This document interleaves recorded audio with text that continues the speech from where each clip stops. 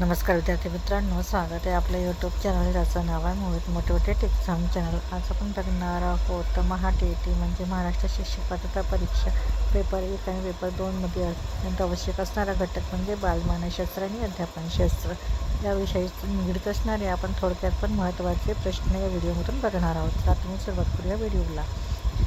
सुरुवातीला आहे आत्मनिरीक्षण व बाह्यनिरीक्षणाच्या पद्धती परस्परपूरक आहेत व त्यामुळे मनोव्यापाराचा अर्थ लावता येतो। ज्याचे निरीक्षण करावयाचे आहे त्याला आधी बिलकुल कल्पना न देता केलेले निरीक्षण म्हणजे नैसर्गिक निरीक्षण होय। नैसर्गिक परिस्थितीत व्यक्तीच्या किंवा प्राण्यांच्या वर्तनातील केलेले निरीक्षण म्हणजे बाह्य निरीक्षण। निरीक्षकाला आपला पूर्वग्रह दूर ठेवावा लागतो। आत्मनिरीक्षण पद्धतीत अभ्यासवस्तू एकच असल्यामुळे तिथं व्यक्तिनिष्ठेचा दोष येतो। आत्मनिरीक्षण पद्धत सुलभ व बिनखर्ची आहे। मानसशास्त्रातील सर्वात शास्त्रीय पद्धत म्हणजे प्रायोगिक पद्धत होय। चुकीचे निरीक्षण म्हणजे अपनिरीक्षण होय। चारही बाजूंनी केलेली पाहणी म्हणजे सर्वेक्षण होय। प्रश्नारूप बालकाच्या समस्या जाणून घेण्यासाठी कोणती पद्धत उपयुक्त ठरते तर ती आहे जीवन वृत्तांत पद्धती। ही बालकाच्या समस्या जाणून घेण्यासाठी उपयोगी पद्धत मानली जाते। मानसशास्त्राचे महत्त्वाचे 2 प्रकार कोणते तर पहिला आहे सैद्धांतिक व प्रयोगात्मक। हे 2 प्रकार मानसशास्त्राचे महत्त्वाचे मानले जातात। शैक्षणिक मानसशास्त्र ही मानसशास्त्राची खूप उच्च अशी शाखा आहे।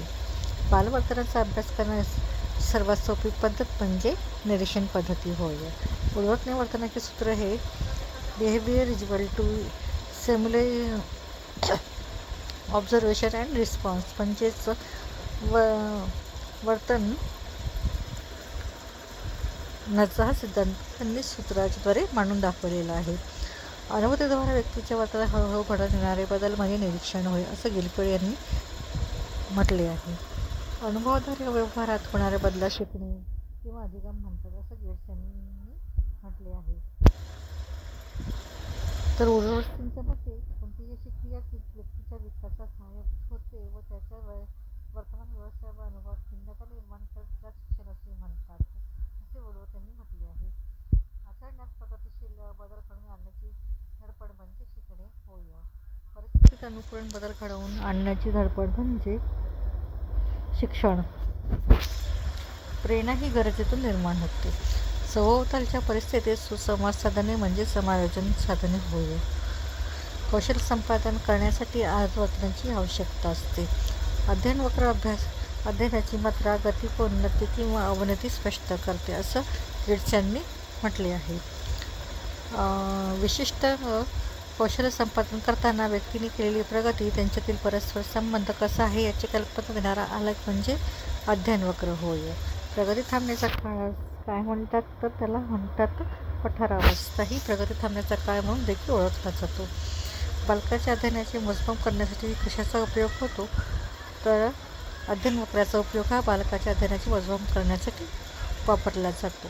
कोणत्याही प्रकारच्या विषयाचे ज्ञान देताना त्याचा सराव शिक्षकांनी करून घेतला पाहिजे। प्रलोभनामुळे कृतीला चालना मिळते। अभिजात महत्त्वाचा मानला जातो। क्षेत्रीय उपयुक्तजनक हे कोट हे आहेत।